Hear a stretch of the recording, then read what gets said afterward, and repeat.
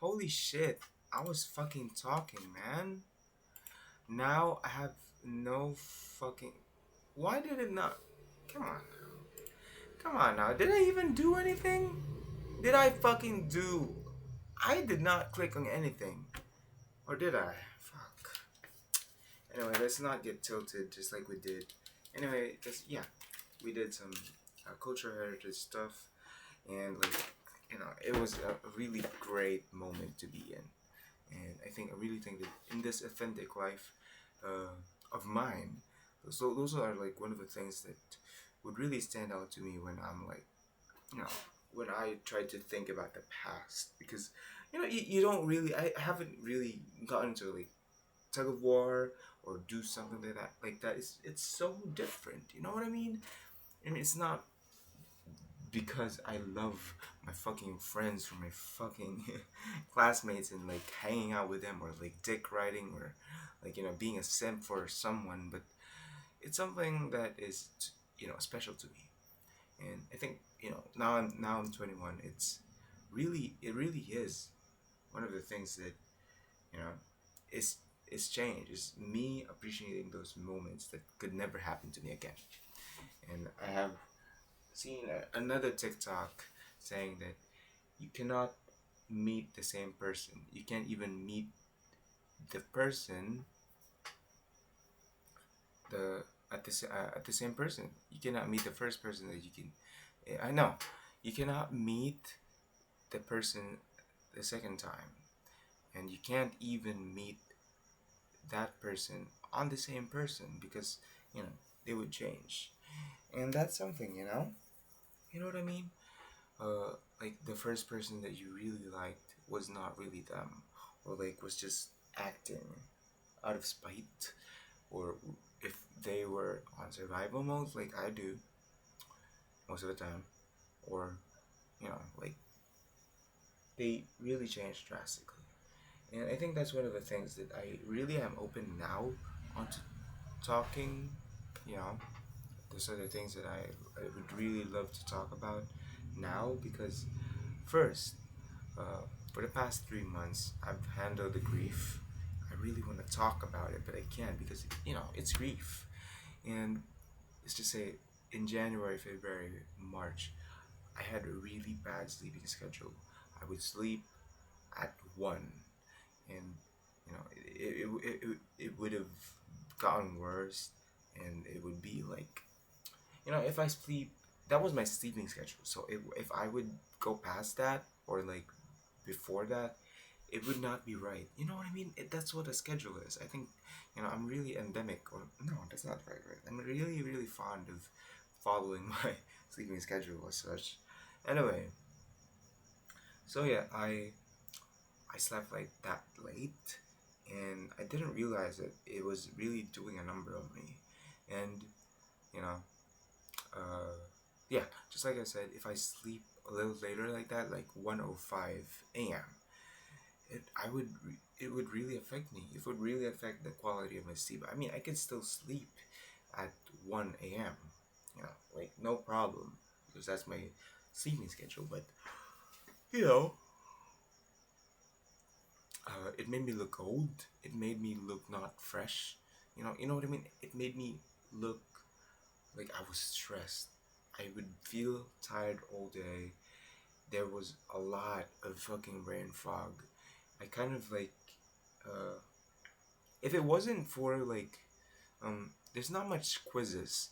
Yeah, that's what I would say. There's not much quizzes at the time, and nothing major, nothing too hard. I mean, the only hard quiz that I took was it the analytical chemistry, because she always that professor always gives quizzes. But if anything, we had this little project on the same subject that I said is like culture of the Mindanao, and history of Mindanao subject, and we have this activity that we have to make like this uh, collage of the tribe that we're assigned in, and I had a pair, and unfortunately, I wasn't paired with the artistic kind of classmate. I mean, she's not bad, but you know what I mean.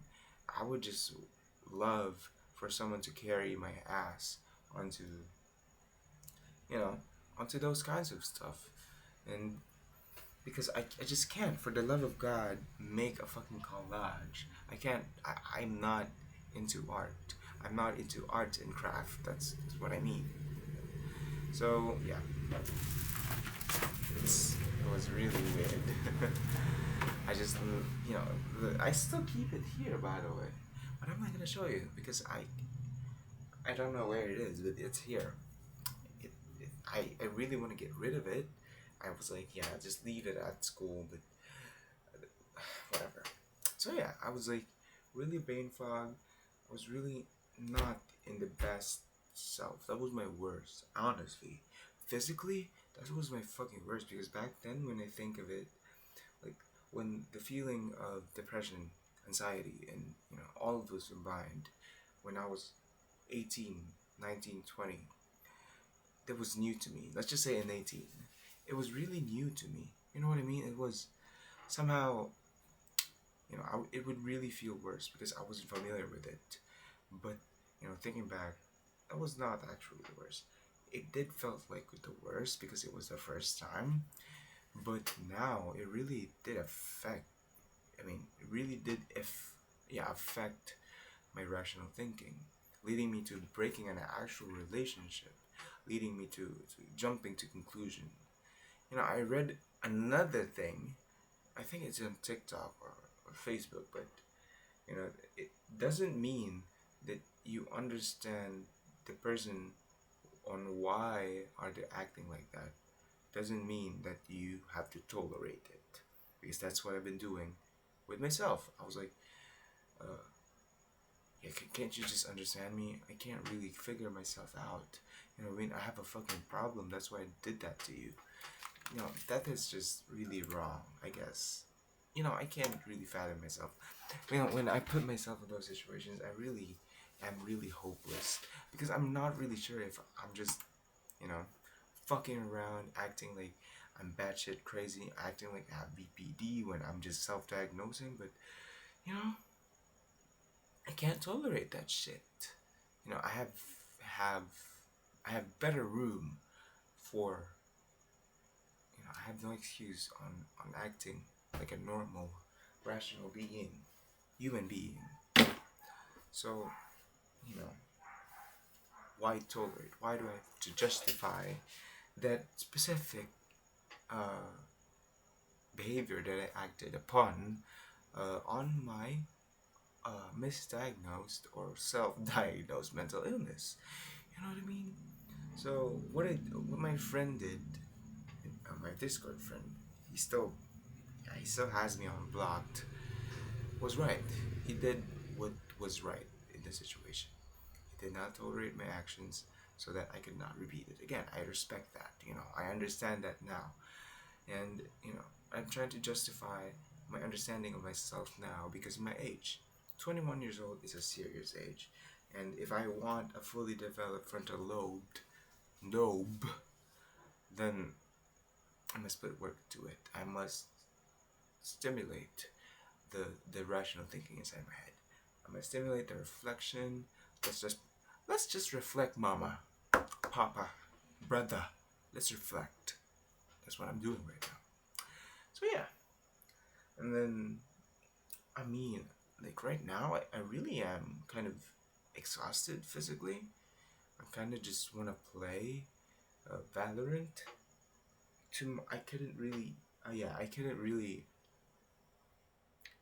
do the laundry today because it rained that specific time and routine that I'm supposed to do my laundry. But I'm gonna try to wake up tomorrow and like uh I'm gonna wake up tomorrow and do it as early as possible. Maybe like exact 8 or something because I couldn't do it yesterday. So yeah. And for my thesis, I'm actually in the middle of conducting it, and in next Friday, that's the last day I have to conduct it. So, woo, it's like really great. Something's happening. We're still in progress. I'm still here. I'm still here, amigo. just like as Ray says. So yeah, and what else? What else can I say? um, yeah, I met a new friend, and I'm really kind of like in a dilemma right now where it's like, oh, he's online. Well, he's online now. I think he was busy for like 2 days. You know what I mean? That's like the things I do, things I act. You know, I try to analyze, psychoanalyze myself, and try to not make the same mistakes. But you know, out of all people, I'm the first person to tolerate my actions. I'm the first person to overlook what I'm fucking doing. You know, if I did something so spontaneous, so ridiculous, and so fast in that situation, then I wouldn't even able to catch it or catch myself doing it. You know, it's like I don't know. It's like really weird when you think about really, I need someone to do this for me. I need someone. This is someone's job. I need a therapist. I need a psychiatrist because they have to give me meds on how to manage this thing. I mean, it's not really a mood disorder. I kind of notice myself reaching out to my mother, which is really bad. I can't really do that. I haven't did that since I was like a teenager. Like I don't really leash out on her now. I'm not a mean teenager anymore. I'm not really like this rebellious and really mean to the parents, some type of teenager anymore. I'm 21 fucking years old, and just like earlier, I just leash out on her like a fucking kid. That's not right.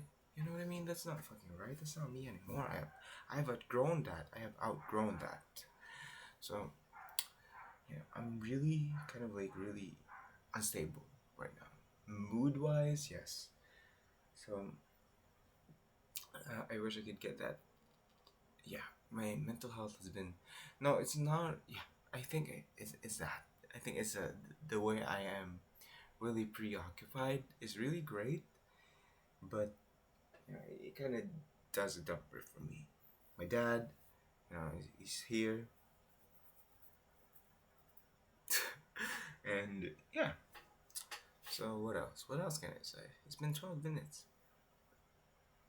What I am looking forward for is for my thesis, uh, when I'm done conducting, and for the school year to end, because pretty much I'm yeah, pretty much like my blockmates and I are just gonna defend our thesis in like summer or like first sem, because it's like the most yeah, it's the most, what do you call this, like appropriate time, because right now, since we're a third year, uh, the school head or some, or like the chairperson of the department, or like the dean or stuff, but the teachers pretty much, they decided to make the final defense for us earlier, which is supposed to be on April, last week of April to pretty much the month of May.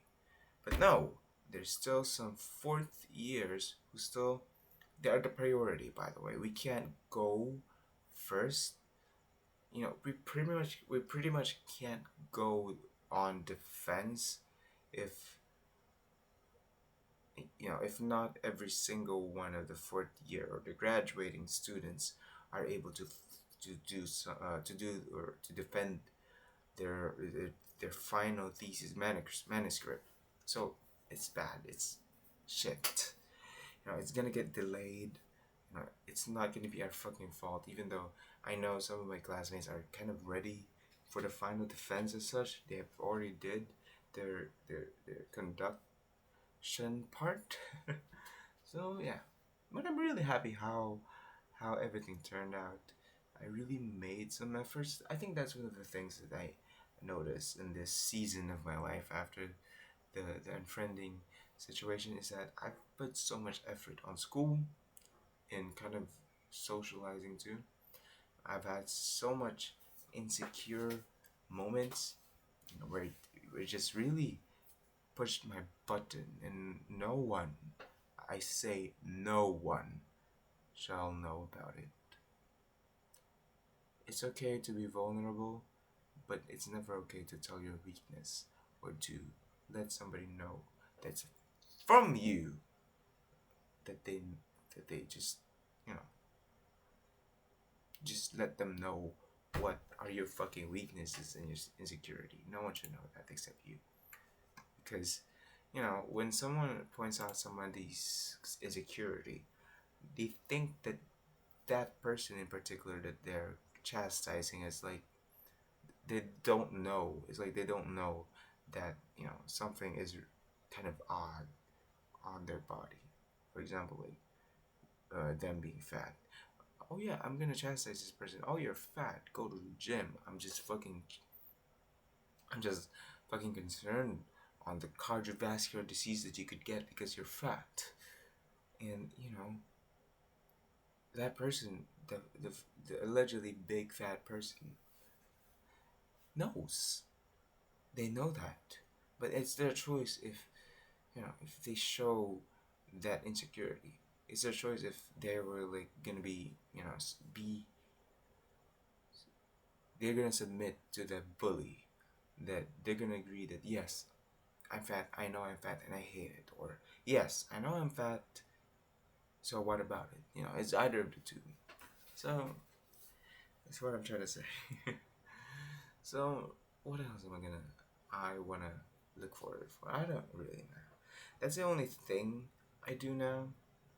Quizzes, classes, a lab. No, I don't think we're gonna go do the laboratory like any soon. But no, we're gonna do a lab soon. I'm pretty sure. So yeah,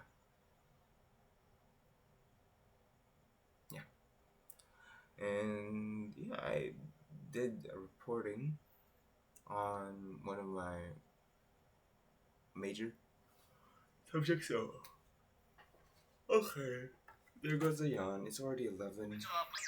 沖縄出身ですか？はい。今何歳ですか？12歳。You speak English, don't you?